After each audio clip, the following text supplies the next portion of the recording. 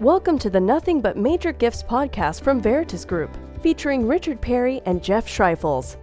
Twice a month, we bring you the latest and best thinking about major gift fundraising, so you can develop authentic relationships with your major donors. Here are your hosts, Richard and Jeff. Hello, everyone, and welcome to the podcast, Building Authentic Donor Relationships. Today, we will explore the power of building meaningful, genuine relationships in every aspect of fundraising life. I'm your host, Karen Kendrick, Senior Director of Client Engagement at Veritas Group, and today we're discussing one of my favorite topics. In this episode, I'm joined by someone who truly understands the value of connection. Nick Khoury is a brilliant strategist and communicator who has spent his career helping people and organizations thrive through the power of authentic relationships. Nick is currently the Director of Development for Scholarship and Student Aid at the University of North Carolina at Chapel Hill. So welcome, Nick, and tell us a little bit about yourself. Thank you, Karen, and thank you for having me. I'm really glad to be here today. Again, my name is Nick Khoury, and I'm currently at UNC Chapel Hill. Before UNC Chapel Hill, I worked at the College of William and Mary, where I lived in Williamsburg for about 3 years. And before then, I worked at my undergrad alma mater, Chowan University, both in admissions and in development. I myself I look at myself as a product of philanthropy. I received a scholarship to go to Chowan as an international student, and I'm forever thankful for it as it helped me explore originally the work I do right now, the work of philanthropy and relationship building. So thank you for hosting me, and I'm looking forward to this. Yeah, looking forward to the conversation. So, when Nick and I met a while back about another subject, we got in these conversations around that challenge between building an authentic relationship with a donor, a relationship that's long-term, that's professional, that's authentic, warm, and connecting. Because I think all of us know pretty much how to sit down with someone the first few times and ask good questions and get to know somebody. But then what do you do, right? And how do you maneuver that? You're really creating a long-term relationship. And I don't know how much our society teaches us how to do that. So open that up a little bit, Nick, on some of your initial thoughts on, what does that mean? What does that mean to be professional but authentic? And how you've done that with some of your folks. Yeah, Karen, I think there's a good balance there and a fine line that we always have to walk.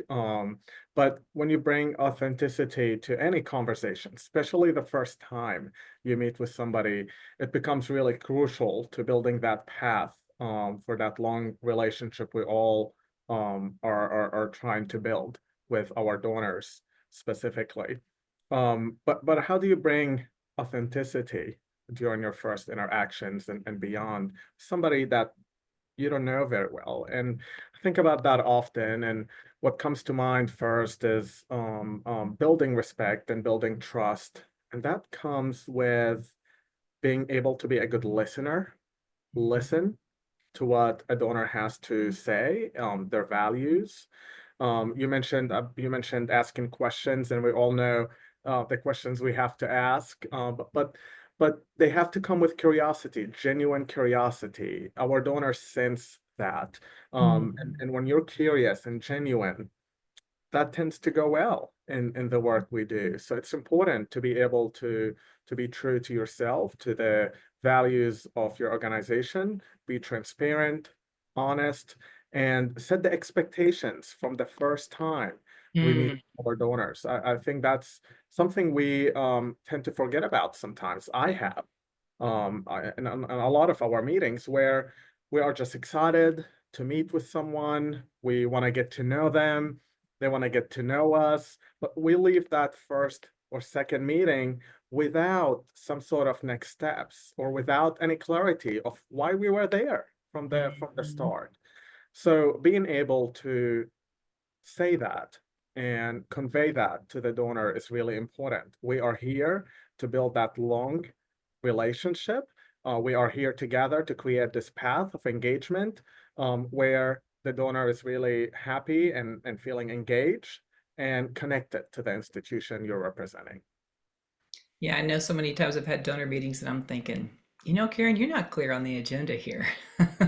And the donor can feel it, and I can feel that the donor feels it. And they're like, well, this is nice, but why am I here? Right. And it can feel like a waste of time for folks, even though you're engaging. They're like, all right, great. But what was the purpose of that? So what are some things you think are important to say in those initial meetings about the purpose, about your role? Like what's your language? And I'll share mine.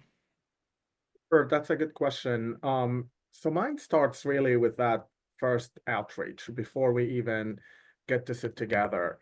Whether that is through an email or through a phone call, it's really important to share why we're trying to initiate this meeting. And this is, for example, with the work I do on behalf of scholarships and student aid at Carolina.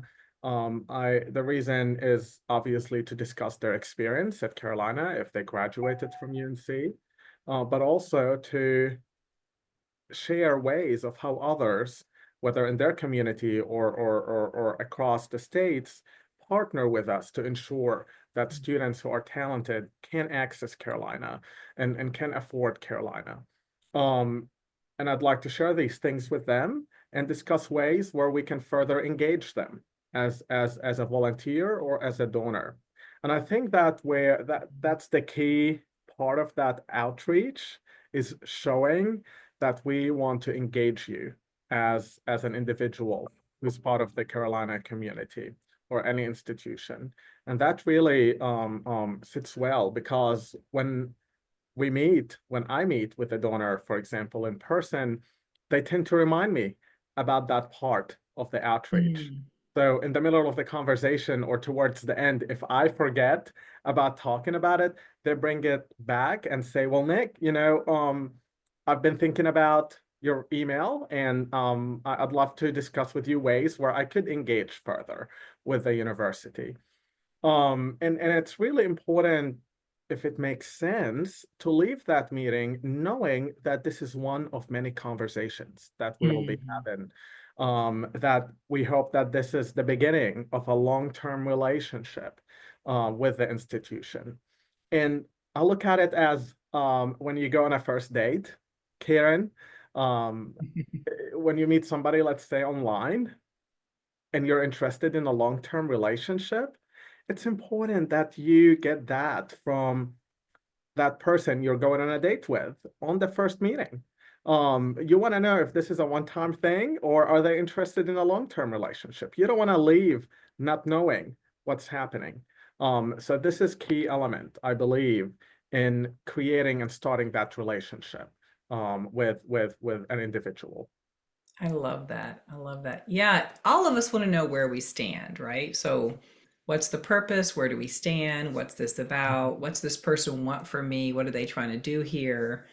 And obviously for donors, they've had many, if they're anybody with significant donations, they've had many of these meetings. And I think for many of them, I've had some funders say, some donors say, yep, they sent the next young one out. I got to meet another one. It gets to be mundane for them. So I think it's so valuable and important to be clear. I like how you said it's long term. Mhm. I might add some pieces around, what my role is in this. I mean, I know you probably do this too. My role is to be that bridge between you and opportunities to support or be engaged. And so I'm here to find out your interests, find out your passions, find out more about how you want to engage, what that might look like, and make this more meaningful for you. So some of that really helps with, and I love you saying, and this is long term, and we're here on the journey with you. All that language is really helpful. I think another piece, Nick, and you're great at talking about this, is setting some established communication at the beginning around what the relationship's going to look like, right? Mhm. So for many donors, they have some of these meetings with folks, um, but what am I to expect from you from now on? Are we going to have these long meetings where you just ask me questions and it never goes anywhere? Like, where is this going and what's going to happen over time? So what do you say about expectations or learning about the person's needs in those meetings? Like, talk a little bit more about that. Sure. And that's a good question. And I think it comes with a lot of listening and reading the room and understanding, well, one, what sort of life the donor lives in. Are they the sort of people who would take a 1 hour meeting, or are they the kind of people, okay, let's meet for 30 minutes, 15 minutes, we're gonna tackle the agenda and create our next steps. So and you have to pivot and be able to adjust to the need of the individuals you're meeting with and creating relationships with. And that comes over time, Karen, but that first meeting is essential to be able to kind of talk about that if appropriate, honestly, being very candid. For example, we have a 30-minute conversation. Karen, does that still work for you? And then they may say yes, they may say actually no, I need to leave earlier. That tells you a lot about the kind of lifestyle or the work style that they're in. And creating next steps. So once you finish that first initial conversation, all right, well, here's what we're gonna do next. I'd love to engage you in this particular aspect of the institution based on our conversation. How does that sound for you? What would be the best way to reach back out to you? Does email work? Phone call works? When would be the right time for us to follow back up with you? Things like that you want to be able to capture throughout the initial conversations that indirectly tell you a lot about the best way to communicate with that individual. Does that answer the Yeah. question? And I think come really prepared with what is the most important thing for you to get. Because what if they're really chatty? And they Like one can thing we do in be. permission-based asking is say up front, you know, I'm your partner, so I want you to push back. I want you to ask questions. I want you to be like curious and all the things. And I'll facilitate the meeting. Like you said, is 30 minutes still work for you? Is it okay if I keep things moving? But if they're really chatty, maybe what you thought you're going to, so be really clear about your priorities about what next steps or what questions you want to get done. Mhm. And then, Right. I think speaking to, you mentioned some of the differences in culture and how people like to communicate and be in communication. I think having some understandings about some of the differences in how people communicate, let's say culturally, maybe from where they grew up, maybe from where they're living. You could have grown up one place, it's one way culturally in communication, living in another place, and maybe you were different than everybody you grew up in. Like everybody's an individual, so we don't want to say any sort of norms. But there are some different categories that help us understand. So you've talked about some of those. So mention what are some of those things we sort of need to be thinking about? Is this person maybe this way or that way, so that we can think about how to best communicate with them? Right. And I want to go back to one point you mentioned earlier. If let's say a person is being chatty, and that could be the donor and that could be us as gift officers. Mm. So it's important that we find that balance, and as a gift officer realize that and bring it back to what we're here for. Because you're here to advance, and this may sound bad, but you're here to advance an agenda, to advance a relationship. And that's the reality of the work we do in a genuine way. But advancing that agenda is going to be a win-win situation to you as the institution and to the donor. So we always have to remember that. But I got to stop there. That's so good. yeah, Because I think we think building a relationship means you don't have an agenda. Like I think we think they're two separate things, but all relationships we have an agenda, right? At some level. So I think owning that and owning your reasoning, owning your agenda, and then making sure that you're not in a mode of you're talking too much, selling too much, pushing too much. You're really coming from that curiosity, that drawing in, that learning space. So I love that. All right, what were you going to say next if I didn't make you lose your train of thought? no, you're fine. I think about that often. For me, for somebody who grew up in the Middle East, and as you could relate to that, we tend to chat a lot. And we want to spend a lot of time with the person, and we're known for hosting and talking and getting to know people. Um, and I tend to kind of indirectly have that in my interactions with a lot of donors. And I have to remind myself that I have to find a good balance Mhm. because I'm here working, I'm here representing an institution. I have goals to meet. The institution has goals to meet. The donor has philanthropic goals to meet. And Mm-hmm. and I need to remind myself that, Nick, All right, bring it back. Stop All right, chatting too much. reel it in, Nick.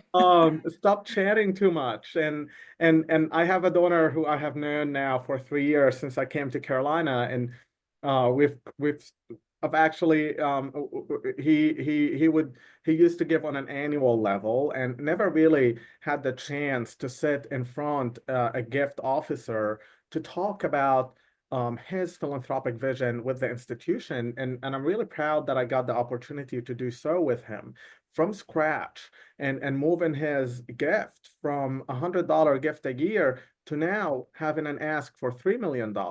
And he's somebody now who's 37 years old. When we first met, he was 34. But we got to a place where he would remind me, would tell me, Nick, I think you're letting your background now show in the conversation. Let's bring it back to the core. But I love that, and he loves it because we built trust and respect and Mhm. understanding where we come from, and we're comfortable holding each other accountable in the work we do. But I think this is just a great reminder of of how we give each other a place, safe place, healthy place, as a donor and as a gift officer Mhm. throughout our interactions. Yeah, it's a great example we have differences in time orientation. For some folks, it's about the relationship and being there in the moment. For other folks, it's about keeping the schedule. For some cultures, it's like very direct communication. Let's say hello, maybe 2 seconds of touch base about life, and then let's get to business. For other people, that would feel rude. And so tuning in, understanding how you prefer things, and then tuning into what the donors might be communicating is key. And like some people are more, the more indirect is going to have more body cues. They may Mhm. not say no, they may say I'll think about it, because Yeah, no is rude. So, learning that there are some differences. It's not good or bad. It's just differences, and tuning into what they might be. And you could, like, if you have a donor that like wants to get to the point all the time and you're chatty, I would say this is how I'd build trust. I'd be like, you know what? I love to learn and chat and connect, and it looks, I can tell that you're a person that loves to get down to business. I love that. So if I'm ever too chatty, you tell me. So just like make it a part of the relationship and give them permission as well. That's really cool. I agree, and they'll appreciate that a lot. And it's important as we're in the relationship building industry. It's important that we realize that, and it's important for us to take a pause and ask, did I forget something? Did I miss something? Are we on your time frame? Are we Mm. not? Do we need Mhm. to take a step backward? So it's always important to pause and reflect, and realize that we may have missed something as gift officers in our communication and engagement path. Um, so it all goes back to that authentic relationship you're building, and letting the donor be exposed to that is okay, I think.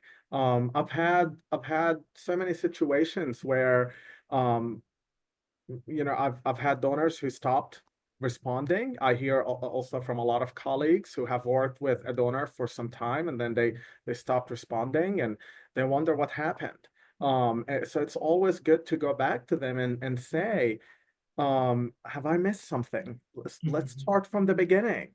Did we skip a step that we have talked about? Did I forget about something you've mentioned to me? So that shows that authenticity, and the donors in so many ways respect that. And that gives the opportunity to restart that conversation, or resume the conversation at a certain step or level that the donor agrees with. I love that. That's beautiful language. Is there some step I missed, something I missed? I mean, it's so easy to fear going back in those situations because there's concern that maybe I got them upset or I didn't do something right, or um, and that's a part of that trust building. And I want to hear more about the 100 to $3 million donor. Like, that trust building over time is that kind of thing. It's not that you show up and say all the right things and you just do everything perfectly and every meeting flows perfectly. It's what? What is that? Nick, that helps that long-term trust and authenticity be built? That's a good question. I think one, we've talked about this already, is setting up the expectations from the beginning, knowing that we are here to advance your goals as a donor and philanthropist, and share these common goals and share these values on behalf of the institution from the beginning, and know that we are working together on establishing this path. I want to go back to this $3 million donor. I remember from the beginning, we sat and had coffee, and I said, I am here to, when he shared his vision with me, I said, I am here to help you accomplish this vision because it does meet with the needs of the institution. We've created a path. That $100 annual gift, we've talked about the impact it has done. I've engaged him in ways that he was really happy with our student scholars, with director of our programs. He's seen the value of what making a bigger gift would make on our students before he made it. And then I went back and sat with him again, and I said, now that you've engaged on a much different level with the institution, do you feel like you're ready to take the next step? And he said yes. What do you think the steps are, and what does that look like? And I shared my suggestions, and it ended up being endowing a full scholarship with 600K to support one student in full over 4 years. Did the same thing, engaging him on a different level to get him ready for the next bigger gift, which is now $3 million. But throughout all this process, we didn't waste time. Every time we had an interaction, Karen, it was a meaningful interaction where we delivered as an institution. We were transparent. I was transparent. I was honest in every single step. And that kind of really resonated with the donor and moved Carolina into his top priorities. And you mentioned this earlier. If somebody's given, and if somebody's a philanthropist, they're most likely given to a lot of other areas, and they're working with other gift officers from different causes and different institutions. So they know what a good experience is. They know what authentic is. So being able to deliver on that and see the fact that he's moving Carolina towards the top of his priority is just amazing and so inspiring. And that was all because of that relationship building and finding that balance between being professional and not looking at him only as an ATM machine, but also being able to personalize these communications and these engagements towards his passion as a donor. I love that. That's a great story. Such a powerful story. So, just a quick question because it's probably in people's minds. Is I think about $100 donor, and then the next gift over some time and engagement is 600,000. What are some things you said that made that not feel too crazy? What happened that helped with that huge leap? Sure, and I won't lie to you, I was nervous when I made that ask.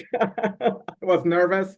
I was also nervous when I made the $3 million ask because it is a huge jump. But obviously, the work we do, we can do some background work to show us capacity and whatnot. But talking about the impact, you start from the top down when it comes to the impact. You will support a student in full. You will change somebody's life, not only their life, but their family's life, not only their family's life, but the community they came from by supporting that one individual. And you can do that with endowing a $600,000 gift.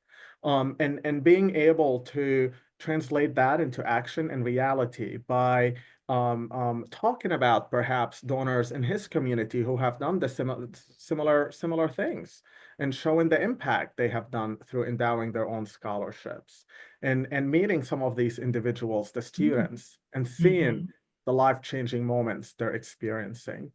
So, you know, I grew up as a Christian. You don't have to be Christian to refer to this, but Jesus in the Bible said, ask, you shall receive.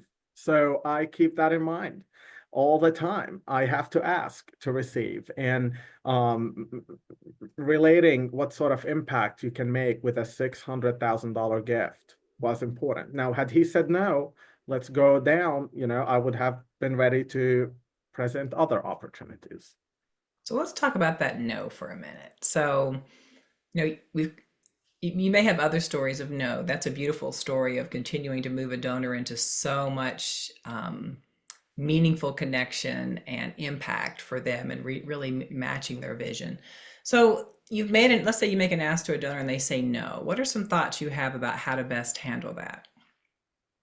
That's a good question, Karen. Again, one thing is, and this is part of also my culture, is um, we tend to kind of negotiate a lot. Growing up, even when we go to the market and somebody tells us this is the price, we know this is not the final price, and You've we'll been there, done that. negotiate to lower it. So um, I negotiate a no, for lack of better words, by understanding better where this no is coming from and what can we do to transition that no gradually to a yes, based on their timing. So I always ask, is there anything that we have done that we could have done better? Have I missed anything? Again, that's a very common question I ask all the time.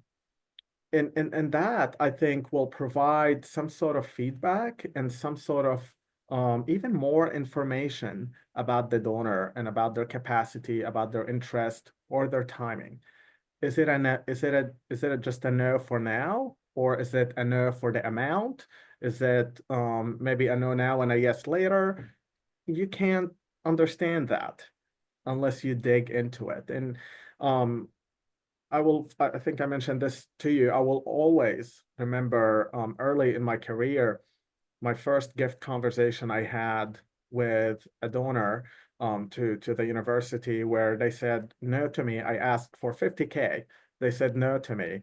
And they went and told my boss. They also had a good rapport with him. They went and told my boss. They said, Nick said a no. Nick took our no and didn't really ask why. They felt disappointed. And my boss told me, who became my mentor, he said, Nick, like always ask why. What's more behind that no? And I think that does justice, not just for you as a gift officer, but also for them. A lot of donors want you to kind of show more interest on why they said no, Mm-hmm. and where that is coming from. So I do take a no for an answer, don't get me wrong, but I spend time on learning where that is coming from. That's a point. I love this point about they also need to tell their story, right? That there's always this strategy in fundraising asking is that you should always ask more about why they said no or maybe, and see if you can get them to a yes or whatever it might be, which obviously is understanding their time, authentically is understanding if it's the wrong ask, if it's timing, what it is. And you never want it to be manipulation. But I don't think we talk about the fact that they also want us to ask because they want to tell their story. They want to be heard. And think about it, you've been doing all this work to build a relationship, and then they say no, and you're kind of like, see ya. It could feel very inauthentic to all of a sudden no longer be curious. So we might respond by not asking questions because we get nervous and we don't know quite what to do or say. So if you do that in a meeting, come back later, say, I thank you for being authentic and real about where you all are and that this wasn't the right match. Do you mind if I ask you more questions? I really, I'd love to hear more. So they too need to tell their story, and that's a beautiful way to think about it. Absolutely. And especially if you've, like you mentioned, spent time already investing in that relationship. We both deserve to have a better closure than just a no. It's just like a regular relationship. When you're dating somebody for so long and you two break up, or one of the two breaks up, and you deserve to know why, and the other person deserves to share their part of their story. It feels incomplete if we just leave the conversation with no, and we don't talk about why from both aspects. So I'm a big fan of being able to explore that a little more with the donor because I think it does serve them better and serves us better too. I love that. Is there any donor story you haven't shared that you would love to share that sort of gives us some of the overview of the learnings, or are we good? Well, I mean, I think one story that keeps coming to mind, and I think I shared that with you briefly as well, is that one donor who apparently I missed setting these expectations with from the beginning. And I had that agenda in mind, but did not really translate it to her in a way that made sense throughout the process of cultivation.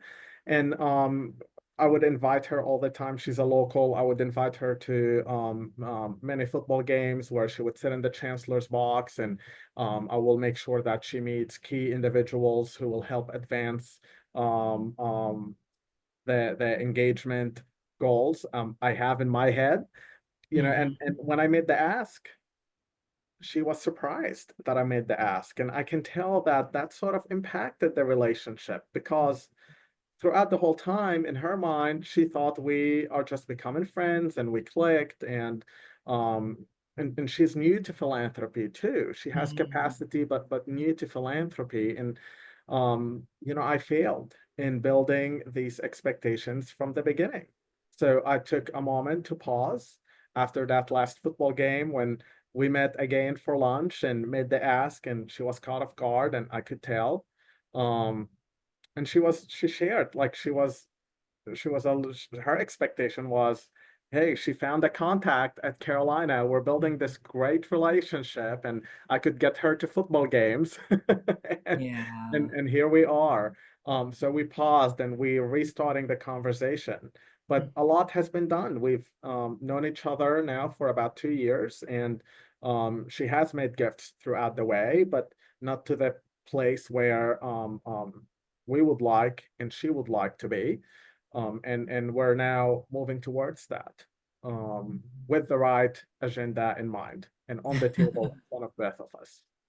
I'm glad you brought that up because it gets very confusing the whole because you do have certain donors you click with Yeah, and it can feel like a friendship and it is a friendship. However, there's also professional relationships. So I think a tool that I like to talk about is making sure you continually bring that up, right? So I want to meet with you next Thursday. I look forward to catching up and I want to find out more about your thoughts on, this proposal or the touch point I sent or this area of interest we've discussed. And then when you get in the meeting, you can be like, all right, I know we're having a great conversation, but I want to make sure we have time for business. And so you're making it clear in your meetings and the opportunities that yes, it's you have some personal connection, that's cool, but your role and reminding my role is here to connect yeah, your vision and passion for our organization to the opportunities to really make that difference. And I know we adore each other and this is we're having a great time. But I want to make sure that I also am honoring to you and your vision and my organization. So absolutely. that it's not just in our heads that we're saying that and making that relationship clear. That's a great story. Absolutely. And you got to look at it this way, Karen. If you have a bad tooth and you're going to the dentist to get it fixed, the last thing you want is to sit on the seat and the dentist chats with you the whole time throughout the appointment and get out of the dentist office without getting that tooth fixed. Um, you're wasting time. You're wasting your time. You're wasting it's the dentist. The dentist is wasting their time.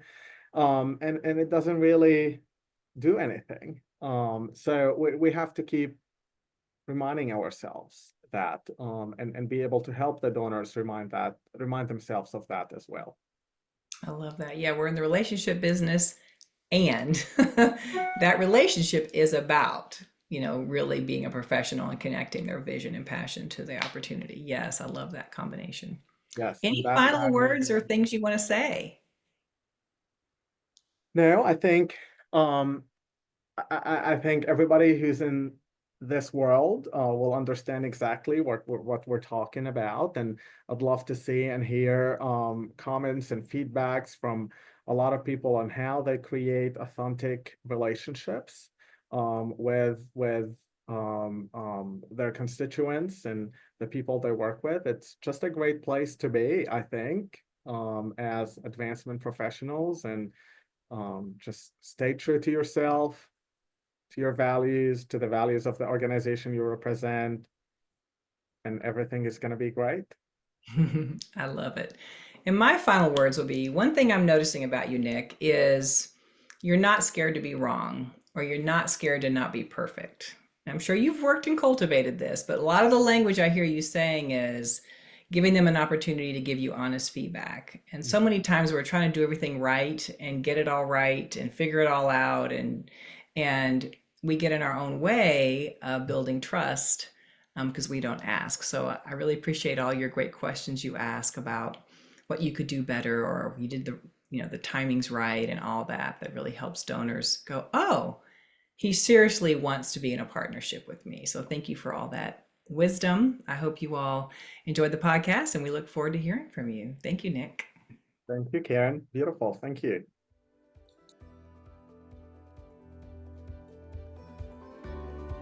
Thank you for joining us for the Nothing But Major Gifts podcast from Veritas Group. Richard and Jeff also write an ongoing blog that you can subscribe to for free at veritasgroup.com. Please join us again next time.